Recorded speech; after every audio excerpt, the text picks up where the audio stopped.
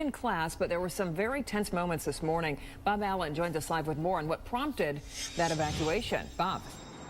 Well, Kimberly, students have returned to their classes and things appear to be back to normal at Chartiers Valley High School. Sometime after 8 o'clock this morning, students in a chemistry class smelled gas leaking from Bunsen burners. Now, as the odor got stronger, hundreds of students were evacuated from the high school and middle school just as a safety precaution. They were evacuated to the high school football stadium where they waited for the better part of the morning. Now, Kerwin Heights fire officials and workers from Equitable Gas investigated the apparent leak and eventually gave the all clear for students to return to their classrooms. A spokesperson for Equitable Gas later told me that they found out that the Bunsen burners were left on. They simply turned the burners off. Then they did a safety check of the building before allowing students to return, and that happened about 10:15 this morning. Reporting live in Collier Township, Bob Allen, KDKA TV News. All right, Bob, thank you. A man who allegedly shot a Pittsburgh police officer and broke the fingers of another officer was in court today, but not on the shooting charge. Instead, this hearing was for his escape from a halfway house several months earlier. Brenda Waters is live now with more on this story. Brenda? Hi, Stacey. Pittsburgh's finest showed up in full force this morning at this district court here in Turtle Creek. Now, they came out to support two of their own, and they came here to the preliminary hearing of a suspect charged with shooting one officer and injuring that officer's partner. More than a dozen officers showed up, including Officer Michelle Augie, who suffered several broken fingers. She did not speak to the media this morning. Now, today's preliminary hearing for 24-year-old James Robert Hill was for his escape from the Gateway Correction Center in Braddock. This was last April. But Hill faces more serious charges of shooting Officer Morgan Jenkins several times a few weeks ago in Homewood. That's where he and his partner, Michelle Augie, tried to apprehend him after he sped away, then crashed his car. And there was an altercation. Hill broke loose, ran, and fired several shots at Officer Jenkins. Now, Hill's hearing for that shooting will take place on July 11th at Pittsburgh City Court. Reporting live in Turtle Creek, Brenda Waters, KDKA TV News. Brenda, thank you. A married father from Mars has been sentenced for his activities online. 54-year-old William Ainsworth was convicted of using a phony Facebook profile to solicit sexually graphic messages and photos from 7 teenaged girls. His fake Facebook profile was a 15-year-old high school dropout who had run away to become a surfer. The state attorney general's office says the elaborate ruse also resulted in 2 girls eventually agreeing to meet Ainsworth for sex. Ainsworth was sentenced to 14 to 28 years in prison. News Chopper 2 flew over the scene of a house fire in Crafton this morning. A man inside the home on Noblestown Road called to report his home was on fire. He was able to get out safely. And in Homestead, News Chopper 2 was up over a fire on 7th Avenue. This is near the old Keystone Plumbing building. Smoke could be seen pouring out of the roof of the building. Nobody was hurt. A fire at an old medical facility in Westmoreland County is under investigation. This is the 3rd fire that has happened at the old Monsour Medical Center in Jeanette. Ross Godotti has more now on the questions that are being raised about this latest incident. The part that caught fire this morning was the very first part of the Monsour Medical Center, the brick building where the Monsour brothers back in the 50s started their hospital. The fire was called in about midnight by a passerby. The 3-story storage building attached to the old Monsour Medical Center here on Route 30 outside Jeanette was burning. It's a big building. We had to use a lot of resources and personnel to shut down 30 to make sure we can facilitate the job safely. Firefighters made a quick search of the building as best they could, then went on the defensive, trying to keep the fire from spreading to the nearby more modern part of the medical center, which includes a 6-story tower. Firefighters pumped expanding foam into a building that homeowners say is just part of what they call the Monsour mess. It's just declined, gone downhill. Mr. Fry's home sits in the shadow of the condemned hospital, closed in 2006. It is filled with all manner of medical, radiological, and chemical waste. Yeah, I'm concerned about it. If it catches fire in the air, breathing the air, the asbestos and chemicals and so on that are in there. Police say it is a hangout for drug users. This is the latest fire here. There have been 3 alone in the 6-story tower part of this now closed facility. But fires are not Mr. Fry's biggest worry. It's going to fall sooner or later, and it's probably going to fall on Route 30. What is the only answer? Demo of the building. Completely. Tearing down the newer part of this old hospital was problematic. It cost about $1 million, and that's something Jeanette doesn't have to spend. Meanwhile, the cause of the fire in this part of the hospital remains under investigation, but it is important to note there were no utilities running to the structure at the time of the fire.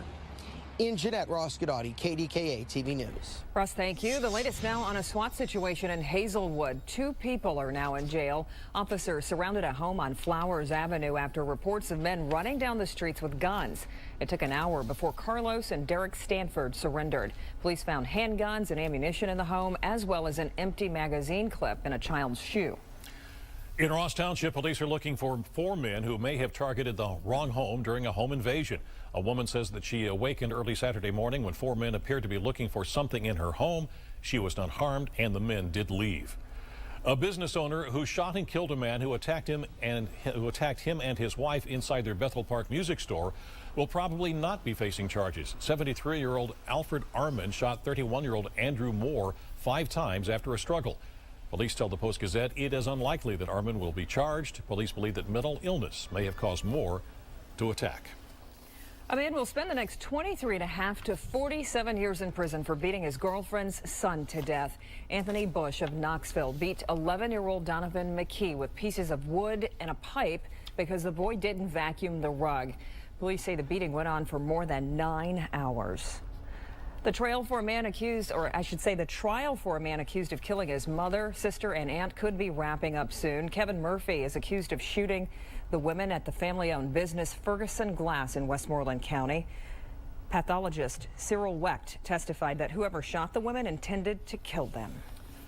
All right, do you like today better than yesterday? Very, very much so. Very nice out there. Yeah, it really feels like a great spring day. Dennis Bowman joins us now. Dennis, any more on tap? We hope just down the road. Yeah, it's a classic spring day out there. Temperature has jumped up into the mid-60s, and there is plenty of sunshine with just some scattered fair weather cumulus clouds. Take a look at the latest number, and that is in from Pittsburgh International Airport, 65 degrees and east-southeast wind at 8. So generally speaking, we have gentle breezes out there for you as you go through your Tuesday. And look at this, 74 degrees for you. That's 11 degrees warmer than yesterday's high. That's our situation at 4 p.m. Mostly fair at 8 o'clock this evening, and we're at 69 degrees. Very, very comfortable as you're out and about on the town this evening. And 59 degrees, our projection with a partly cloudy sky at 11 o'clock tonight. This is an amazing run of weather we've got for you, and it's going to go along for a while. Full forecast coming up in just a bit. Stacey? All right, Dennis, thanks. Still to come, the playoffs for the Penguins begin tomorrow. So will Sidney Crosby be on the ice? We'll have the details coming up. And thinking about traveling for the Memorial Day weekend, airfares could cost you less this year. More on that still to come. Before the weather heats up, make sure your home is ready to cool down safely. Get an AC startup check for just $19.95. Attention surgical patients. Many hospitals are now using a surgical robot to perform hysterectomies, prostate surgery, and other surgeries. The problem: robotic surgery has caused some patients to suffer serious injuries and can even result in death. If you have had a hysterectomy, prostate surgery, or other surgery with a surgical robot and suffered serious injuries, medical complications, or your loved one died, you may be entitled to money damages. Call Handler, Henning, and Rosenberg at 1-800-422-2224. Call 1-800-422-2224. Lightning can cause damaging power surges. Protect your valuable electronics with the surge protector for only $199. Before COPD, I took my son fishing every year. We had a great spot. Not easy to find, but worth it. But with COPD making it hard to breathe, I thought those days might be over. So my doctor prescribed Symbicort. It helped significantly improve my lung function starting within 5 minutes. Symbicort doesn't replace a rescue inhaler for sudden symptoms. With Symbicort, today I'm breathing better, and that means fish on. Symbicort is for COPD, including chronic bronchitis and emphysema. It should not be taken more than twice a day.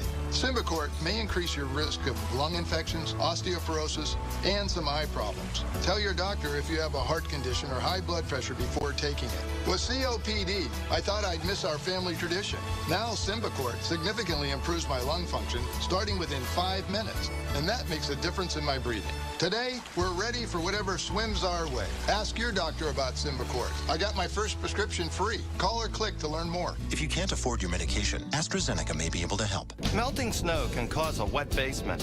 Protect your home with a Galease waterproofing system. Schedule your free estimate today. Go, Galease! The Beaver County Sheriff accused of threatening a local newspaper reporter will stand trial. Sheriff George David allegedly pulled a gun on a reporter for the Beaver County. David is also accused of threatening to cut off the hands of a political campaign worker. In a preliminary hearing, one witness testified that David made racial slurs and derogatory remarks against women. He is free on bond and remains on the job.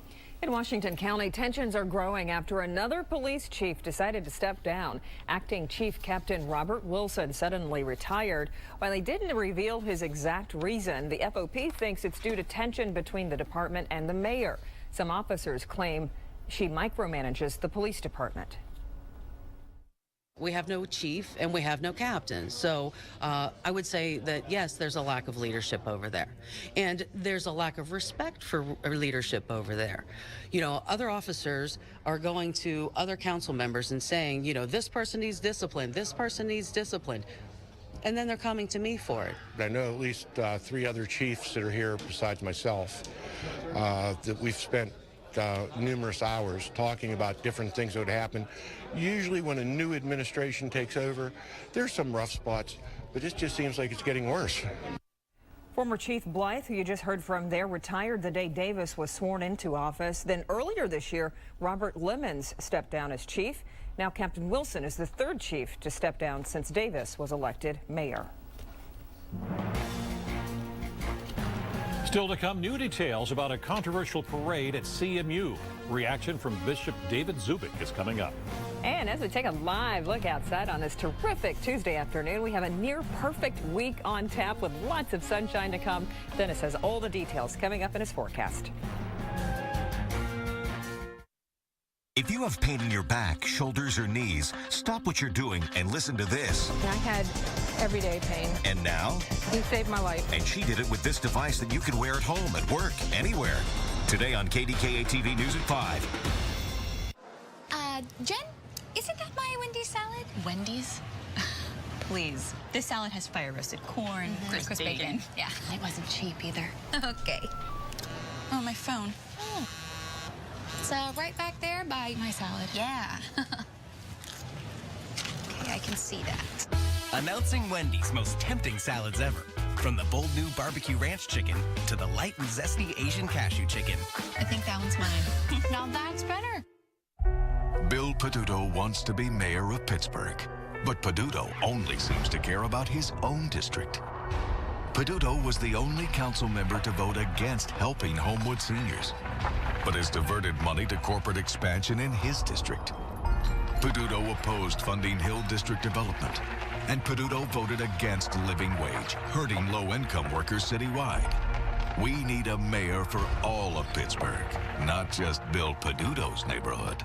American households have an average of $300 in unused gift cards. Do you have unused gift cards in your wallet or drawer?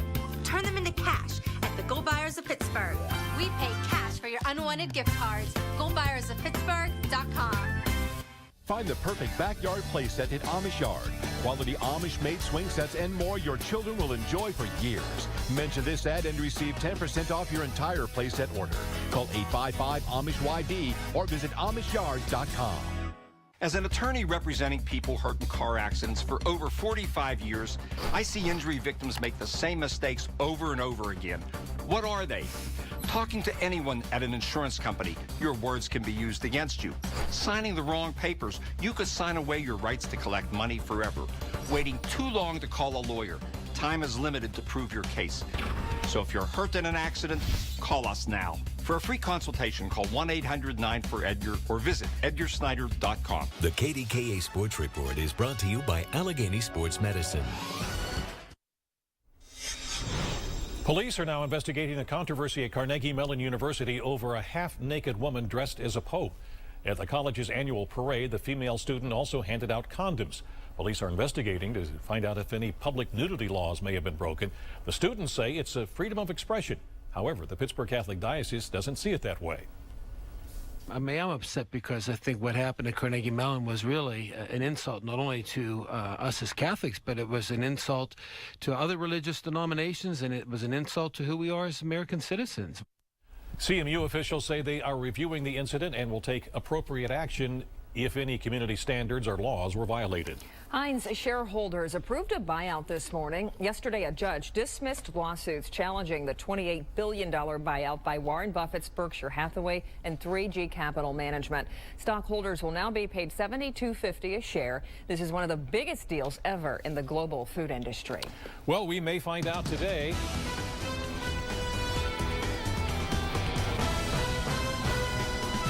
Whether Sidney Crosby will be on the ice for the start of the playoffs. Crosby will meet with a specialist today to see if he is medically cleared to play in Game 1 of the first round series against the Islanders.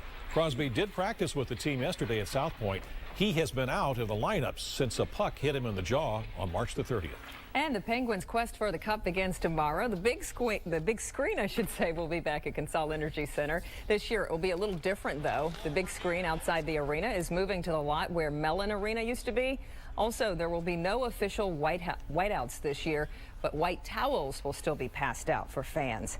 And be sure to keep it here on KDKA TV for all your Penguins' quest for the cup coverage.